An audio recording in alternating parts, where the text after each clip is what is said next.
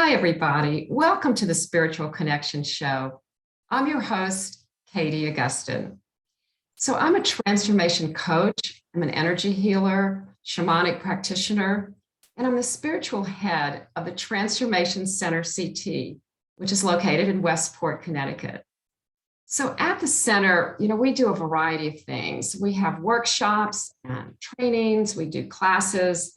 In fact, we started a class recently. It's called Spiritual Connection and Evolution. And it's kept to a small group. We meet on the second Saturday of each month in the afternoon. So you can find all this out on our website. I'm going to put up the contact info for that.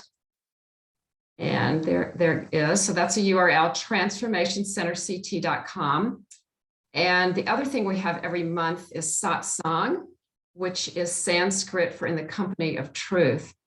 And we're doing that on Zoom now. So if you're interested, you can just go on the website and send an email to say you'd like to come, and we'll send you the Zoom link. Also, once a month on Zoom, we do a shamanic clinic. So this is where you can learn about shamanic healing in a very easy way, because you can sign up for a Zoom session, a 30-minute session. It's like an intro. So you'll get an extraction healing, and you could ask any questions, find out more information. And both of these things are really community services. We don't charge, a set fee. You can make a gratitude donation if you wish. But again, all that information is on the website. So check that out when you have an opportunity.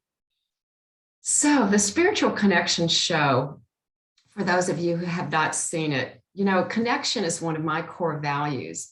So I figured this was a great opportunity for us to connect with each other through this show, but also for you to connect with yourself, your own spiritual nature, and the guests that I have on each week.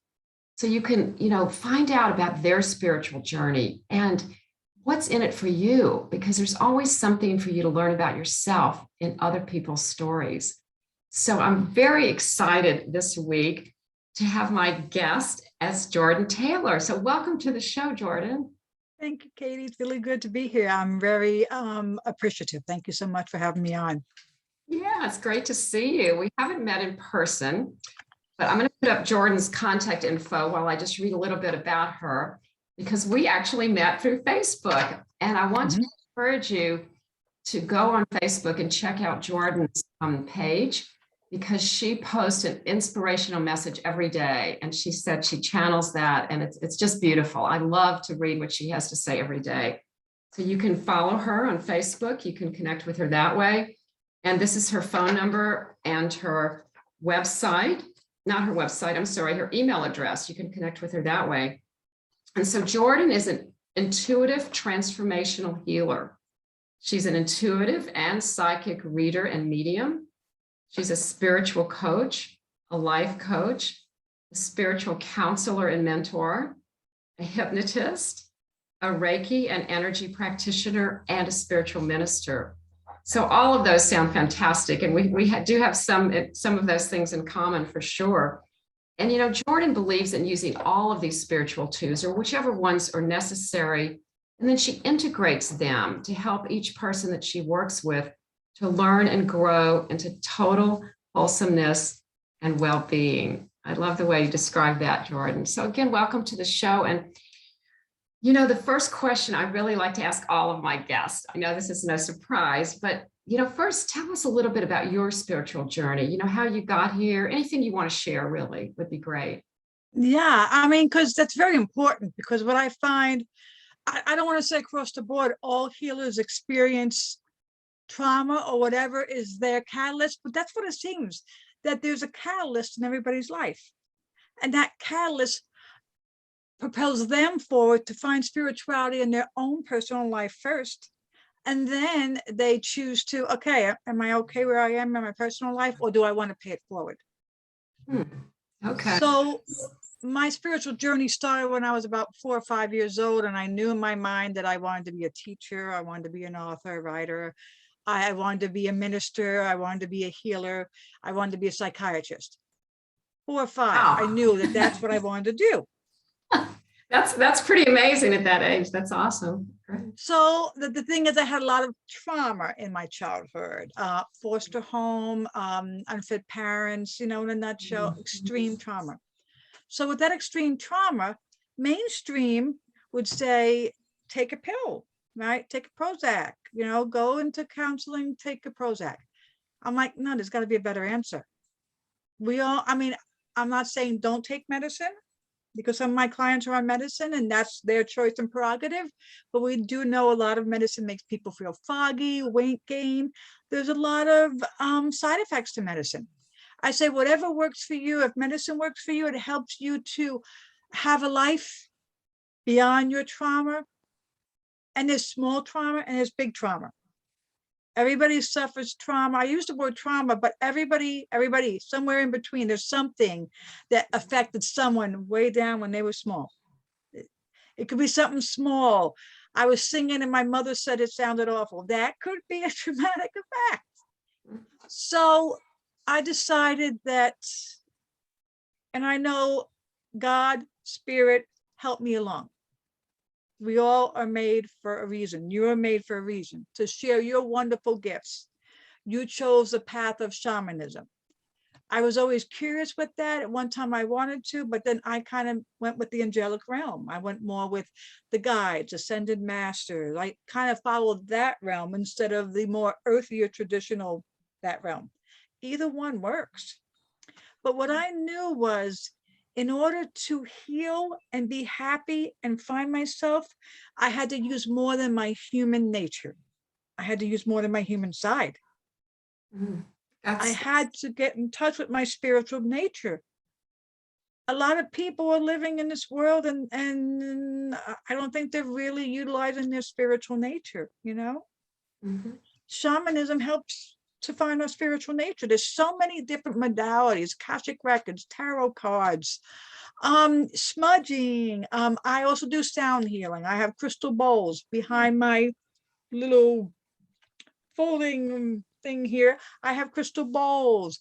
I'm into, I believe energy is king.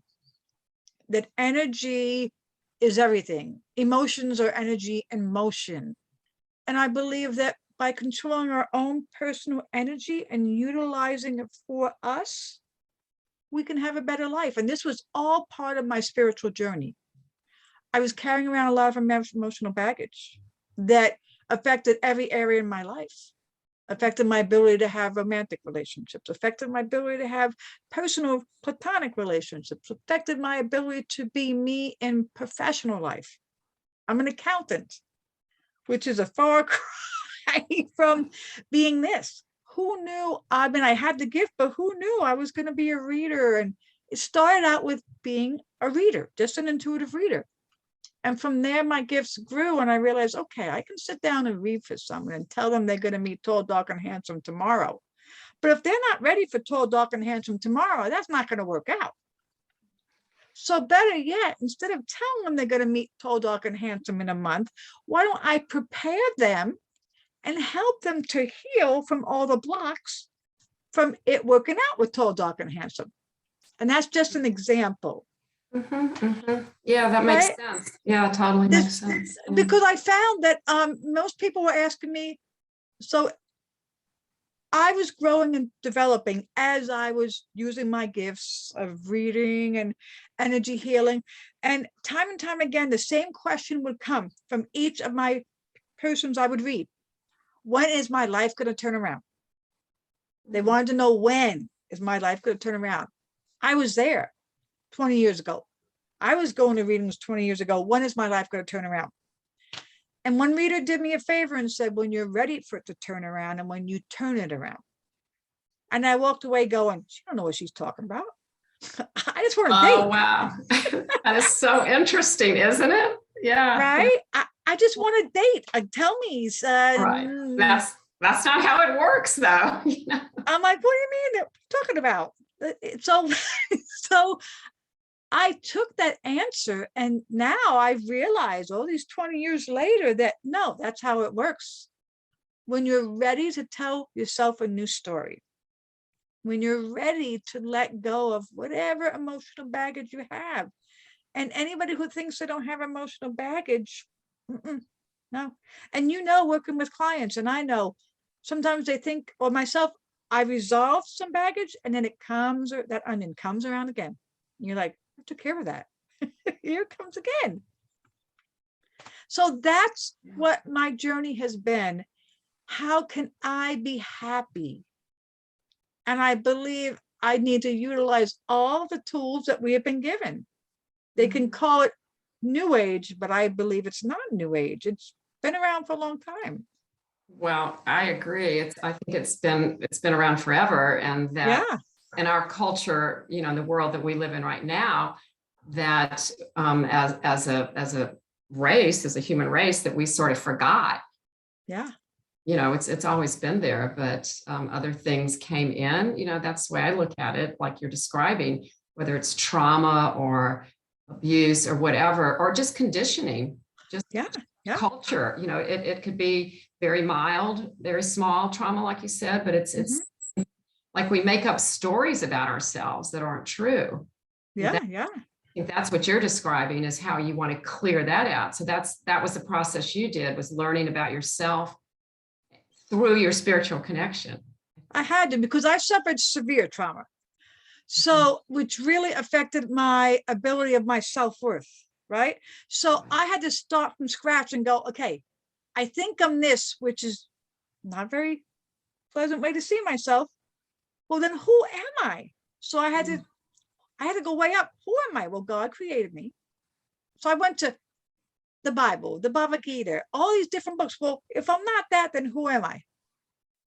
And I learned who I am. Yeah, that's a really good place to start with that question. Who am I? Because I think most of us don't ever ask that question. We just listen to the outside, people that are like reflecting back who we are, but that's not who we are. Right. So, and that's the thing. If I'm not that, and I wish not to be that anymore, well, then I got to figure out who I am. So I've read books, Louise Hay, You Can Heal Your Life, The Four Agreements. Oh, I love that book. Debbie Ford, her shadow work, Dark Side of the Light Chasers. They were my Bible. I read so many books. Did you also meet other people along your path that were helpful? Yes. The Reiki master, I lived in Albuquerque, New Mexico at the time, about 20 years ago. So I went ahead and I was attuned to my level 1 Reiki. And yes, I would meet people and they would drag me to different readings and different things. I remember my first channeling, a woman back in Albuquerque channeled the Archangel Gabriel. So now remember, I had to get rid of a lot of religious beliefs. That it can be tough for some people. I had to because I thought crystals were the work of the devil, tarot reading was the work of the devil. That's how I was raised. A lot of people are. So I had to get rid of all that. So I went to my first channeling, and the movie The Exorcist, that kind of channeling. So I'm like, should I be here doing this stuff? Is this okay? But I came with friends because they had opened me up to all new vista and new life of spirituality. And I'm sitting there and I'm watching, and this regular person, she's just sitting there, and then wham, she brings an like, I'm a trance medium, so I do that now. I'm a channel for whatever angel wants to come the way. So I was sitting there and I could feel the love from that angel. And I'm like, well, there's something to this. You can't deny it. Watching the people watch her transfixed, their hearts opening, tears coming down, sharing. It was such a beautiful experience. And I had many experiences like that to show me that I was not alone, that spirit really existed. Can't see it with the human eye, can't hear it with the human ears, but it's there. Right. It's there for our benefit. That's what's so beautiful about it. And I agree with that experience of just that pure love, because that's, to me, God is love, and we are love. We're meant to be love. That's what we're here for. Joy and connection. And so it's wonderful when you can have that experience, and that you were able to do that. And And that's a really good healing way to heal. Yeah. It was beautiful. That was way back when I wasn't as knowledgeable as I am now. But that's the whole idea. Is I tell people, I personally feel, and you might feel the same, no true healing can take place until we connect with God, until we acknowledge the God within it. That's my personal belief. However, I want to understand God. If I want to find God in the Bible, that's fine. If I want to find God in the church, in a institutionalized religion, that's fine. But that didn't work for me. Right. And even the name can vary, and that's what, yeah. So it's about acknowledging that there's something greater than us, and that it's good, and that it's a force for healing, and it's love. Absolutely. Because you're right, with our humanness, it's very difficult to get to that point. I mean, we started that way, but we need to get back to that place. And it's difficult to do it on our own without any spiritual guidance or support. I agree. You're 100% right. And then from there, I feel the spiritual support and guidance trickles down to who am I as a being? I'm an emotional being. I'm a mental being. I'm a physical being. All dimensions of my being need to be taken care of, supported, loved, and nurtured. And how am I going to do that? And that was part of my journey. How am I going to see to my mental aspect? How am I going to take care of my emotional aspects? How am I going to take care of my physical aspects?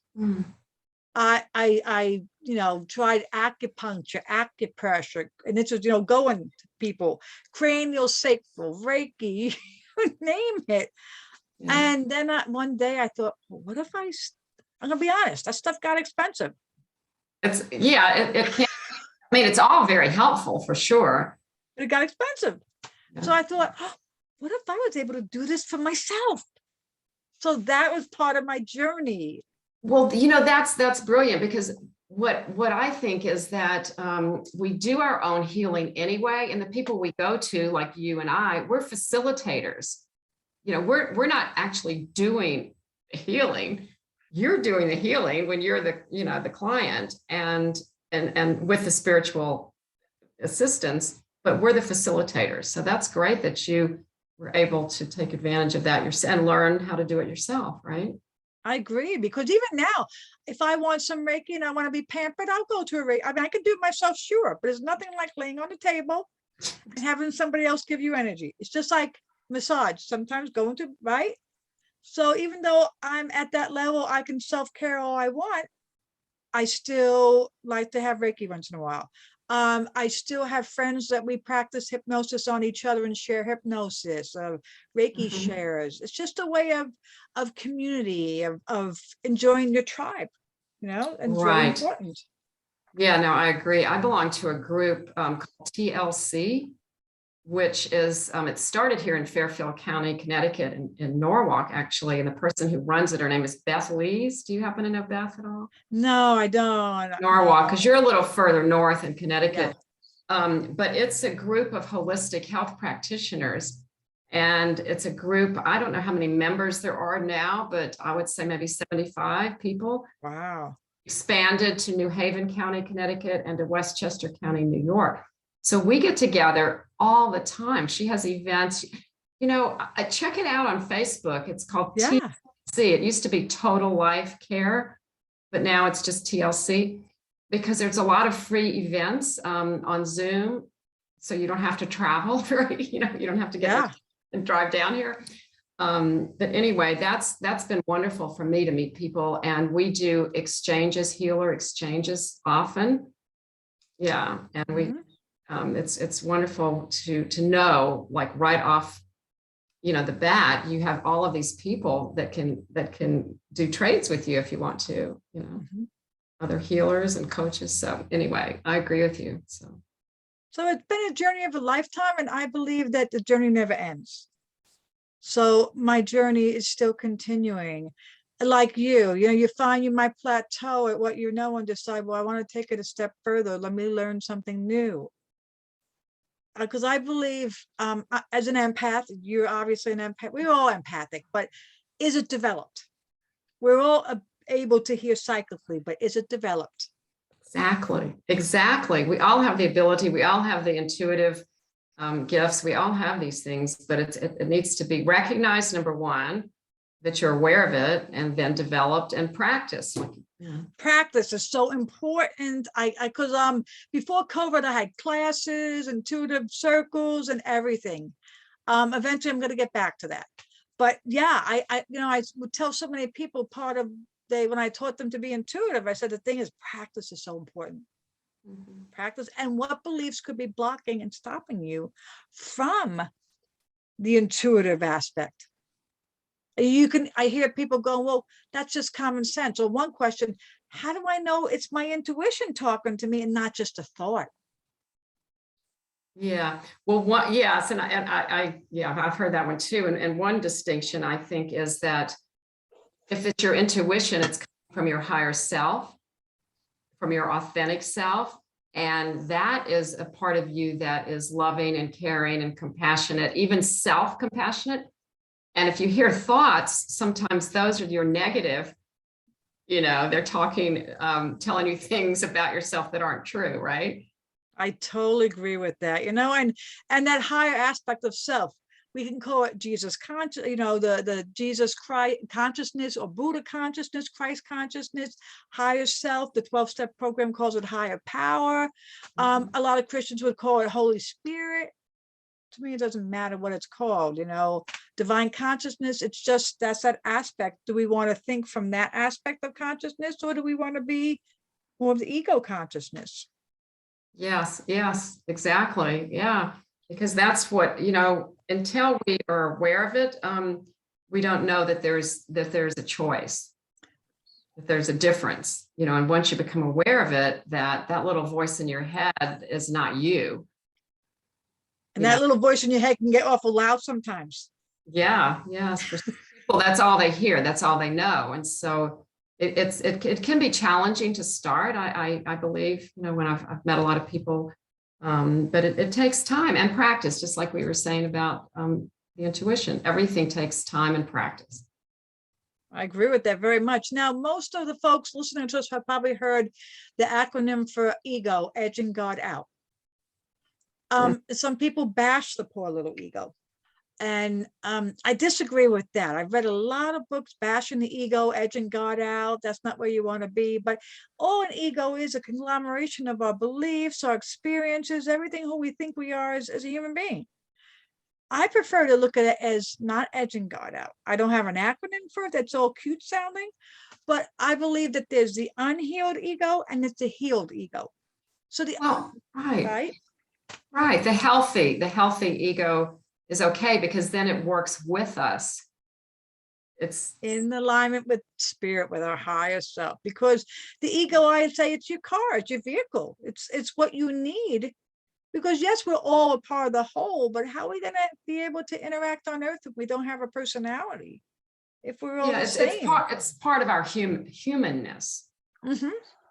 Yeah, no, that's great. I agree with you there, that it's a matter of letting go of what's not healthy about the ego, and knowing the difference, Exactly. So you do it one way, I do another. I'm assuming you might be using crystals too. I love crystals. They're very calming energy. Yeah, I love crystals. I do some work. I'm not an expert. I want to learn more. That's funny that you say, because I'm a lifelong learner like you are. And that's one thing I do want to learn more about is crystals, and working with them. But I do a lot of coaching, which, is coaching with spirit, is kind of, or I call it transformation coaching. So it's really using spirituality in coaching, in addition to the healing and the shamanic work that I do. So those are basically the things that I work with. It's important, because we've got to change our mind first before we can change the life around us. I love Louise Hay. She says, you got to change in here before you see it on the outside. Now, how do I change in here? Especially if I'm stuck and I'm really liking what's in, it's not working for me, but it's all I know. Yeah. That's where you come in, where I come in, where energy comes in. I teach chanting. I love chanting as a vehicle for vibrational healing. Yes, yes. I love chanting too. We do it in the satsang that we do every month here on Zoom. I'd love for you to come attend. We do it usually on a Wednesday evening. I think it's next week. I think we're doing it. Anyway, we like to do chanting at the end during that. It's not quite the same on Zoom as it is in person, but I think it's great. Anything that gets you in touch with your higher self, with your spiritual nature, and helps you clear out all that stuck energy that you don't need, right? You said something very powerful that I like the audience to really remember. Anything that gets you in touch with your spiritual divine nature. Because if we're stressing on a job, we're not in touch with our spiritual nature. If we're stressing over finances, we're not in touch with our spiritual nature. If we're afraid, fearful, thinking about something in the past, worried about something in the future, worried about she doesn't like me, he doesn't like me, we're not in touch with our spiritual nature. And if we're not in touch with our spiritual nature, we don't know what's best for us. We're not going to get the next solution. We're not going to figure out who we should talk to, this or that. We're not going to have true peace. We're not going to have true joy. That's what I believe. That's what I've found with my journey so far. Right, that's been your experience. And so if you were to tell people, who are just starting out on their spiritual journey, like how to get started, what would you suggest as a first and second step, perhaps? Start reading spiritual books. Go online, Amazon's great. Louise Hay, Wayne Dyer, the Toltec Wisdom, Don Miguel Ruiz. There's so many books out there. I just was a voracious reader. I had such an appetite. And that's where I learned. Inexpensive. Healers are fine too. Take a class, watch a podcast, watch a Zoom event. Now with COVID, we have podcasts and Zoom, all from the comfort of our home. But that's what, and meditate. And so what I find with my clients when I help them meditate, sitting and distilling your mind, for a lot of people, it's not going to work. Too many people tell me I can't do it. So I introduce them to the practice of chanting, because chanting is a meditation, but it gives the busy monkey mind something to do, because you're busy on the chant. And then you're able to relax. As you're chanting, it's causing you to come into a peaceful place, as you know. And that is a form of meditation. It's a form of focus. All meditation is focusing. Yeah, absolutely. And using a mantra, is that what you use in your chanting? Yeah. I love the Hindu mantras. I mean, you have the Buddhist tradition. I love the Hindu tradition. That's my vehicle. Even just Om. That's a good place to start. And the sound healing that you mentioned, the sound is wonderful. That vibration that really helps, get you centered, grounded, cleared, helps you clear out. So.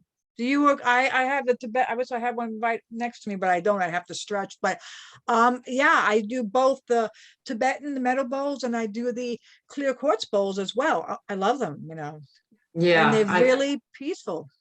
Yeah, I'm not a practitioner myself. I have a couple little ones, but I love to go to sound healings. There've been so many. In fact, I had a few in my backyard this summer and fall. I had people come in and do them because they're so just transporting and to me, wonderful. Yeah, well, we're starting to wind down, believe it or not. We only have about 1 minute left. So before we sign off, I think I'll put back up your contact info, and you can think if there's anything else, one last word you want to leave our audience with today. The word, one word. Okay. Since we're talking about healing and transformation, I want to leave the word trust. Trust. All right, that's beautiful. Trust in yourself. Trust in the universe. Wonderful. Yes, ma'am. Thank you so much for being on the show, Jordan. It was wonderful to see you. Oh, thank you, Katie. It was a blessing to see you too. Thank you so much, and namaste. Thank you.